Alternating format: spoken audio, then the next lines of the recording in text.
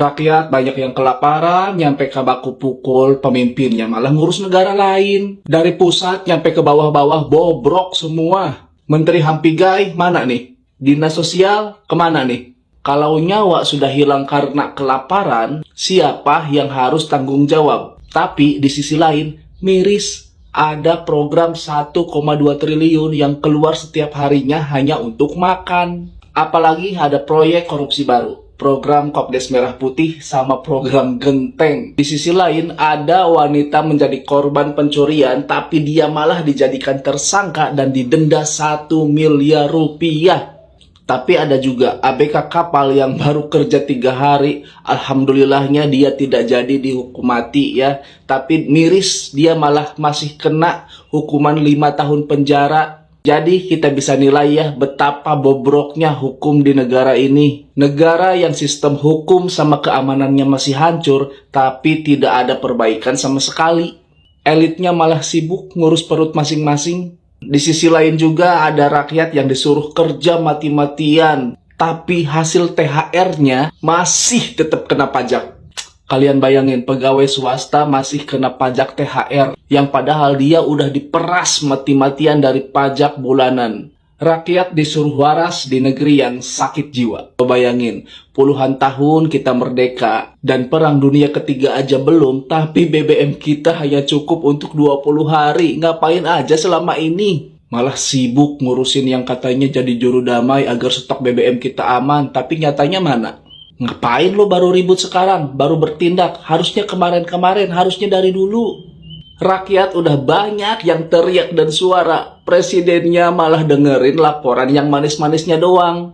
Lagian lo jadi pembantu presiden, jangan lo laporan yang manis-manisnya doang. Kerja yang benar, jangan jadi pembantu yang bego. Laporin sesuai fakta di lapangan. Dikasih kewenangan buat ngelola duit rakyat. Tapi kerjanya malah pada nggak becus. Monyet. Saya tidak menginginkan ya.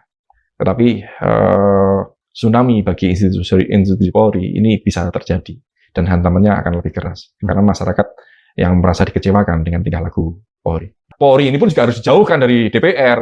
Makanya kalau ketika kemarin muncul usulan Kapolri dipilih oleh Presiden terus harus free fit and proper test pada DPR dan itu pun juga terucap dalam RDP dengan Kapolri kemarin kan usulan 8 poin itu kan Kapolri harus persetujuan DPR. Ya ini salah satu bergaining mereka saja.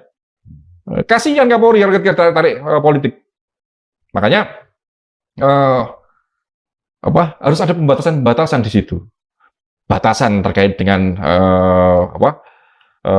masa kerja Kapolri. Oke.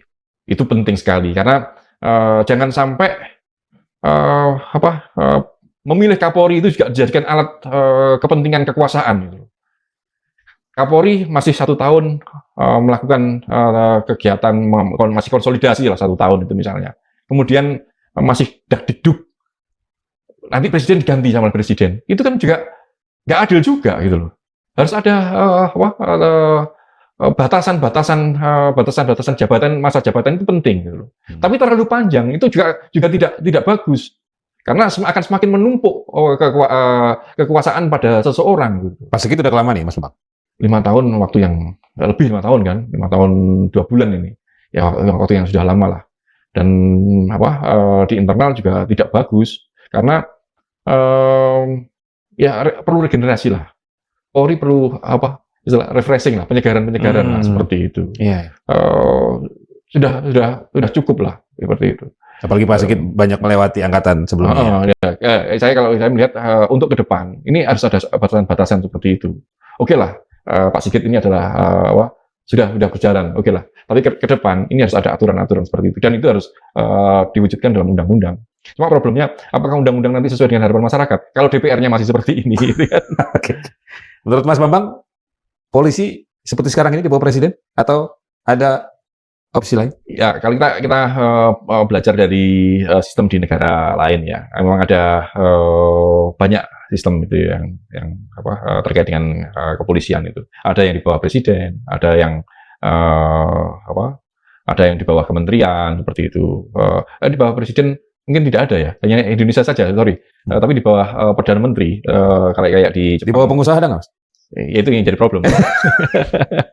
Dan ya kalau ngomong seperti itu, undang-undang Polri kita ini masih rentan untuk menempatkan Polri di bawah pengusaha. Karena seringkali kan dalam undang-undang Polri itu ada aturan terkait tidak ada aturan terkait dengan anggaran Polri, misalnya seperti itu. Anggaran Polri ini dibiarkan lepas. Untuk membiayai Polri ini bisa dari APBN, dari BNPB, dari hibah. Salah satunya hibah dari pihak swasta. Ketika berada di hibah swasta, ya ini akhirnya menempatkan Polri di bawah korporasi, di bawah pengusaha, kan seperti itu. Kembali lagi terkait dengan tadi, apakah di bawah kementerian atau di bawah presiden. Sistem di bawah presiden ini nyaris hanya di Indonesia saja yang di bawah presiden. Tapi mungkin itu adalah dirasa masih terbaik lah. Karena secara normatif dalam TAP MPR memang mengamanatkan seperti itu. Harapannya dengan di bawah presiden ini dengan harapan presidennya seorang yang sosok negarawan, kepala negara yang memiliki visi negarawan. Tapi kalau sosok presidennya ini hanya memiliki ambisi kekuasaan, justru akan memperalat kepolisian untuk kekuasaan, untuk alat kekuasaan seperti itu. Contohnya terjadi di rezim siapa? Assalamualaikum warahmatullahi wabarakatuh. Alhamdulillahirrahmanirrahim, hari ini hari ke-18 kita berpuasa di bulan Ramadan. Ada sebuah berita yang saya baca di media sosial yang masuk ke beranda saya, bahwa Pak Prabowo menelepon Emir Qatar dengan mengatakan, Your Excellency, bahwa kami berada di pihak Anda, dan mengecam Iran atas pemboman terhadap Qatar. Tentu di sini, ya mohon maaf ini sambil akhirnya presiden kita Pak Prabowo menjadi bulan-bulanan daripada para netizen di sana yang mengatakan bahwa ini sebagai Trump kedua, Trump dari Asia, katanya seperti itu. Yang saya herankan begini, bukan masalah itu. Masalah itu biaran, komen-komen itu biasalah. Ada yang negatif, ada yang positif. Yang saya herankan, ke Emir Qatar mengucapkan kondolensis lah istilahnya itu, duka cita. Padahal yang diserang bukan negeri Qatarnya, tapi yang diserang itu kan base ya dari Angkatan Darat dan Angkatan Laut Amerika Serikat. Base atau pangkalan udara atau pangkalan laut Amerika Serikat. Yang diserang bukan kerajaan Qatarnya atau emir Qatarnya dan negara Qatarnya, bukan. Tapi ketika Iran diserang oleh Israel dan Amerika dan membunuh Ayatullah Ali Hussein Khomeini dan sampai gugur atau wafat syahid di sana, tidak pernah tuh Pak Prabowo atau Presiden Republik Indonesia mengucapkan duka cita atau berduka, kami mengecam tindakan Israel dan Amerika, tidak. Tapi kenapa ketika Qatar yang dibom bukan emir Qatarnya, bukan.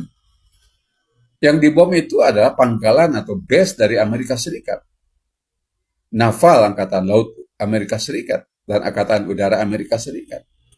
Tapi Pak Prabowo segera mengucapkan kondolensis, artinya turut berduka cita dan mengatakan bahwa kami warga negara Indonesia, kami Indonesia akan berdiri tegak bersama Anda. Suatu hal yang luar biasa sekali, bravo sekali. Memang harus begitu pemimpin itu. Tapi jangan seberat sebelah dong. Jangan hanya kepada Qatar, ucapkan juga kepada Iran. Inilah baru namanya kita sebagai non-alignment country, non-alignment country, kota atau negeri yang tidak memihak kepada siapapun. Salam akal waras. Assalamualaikum.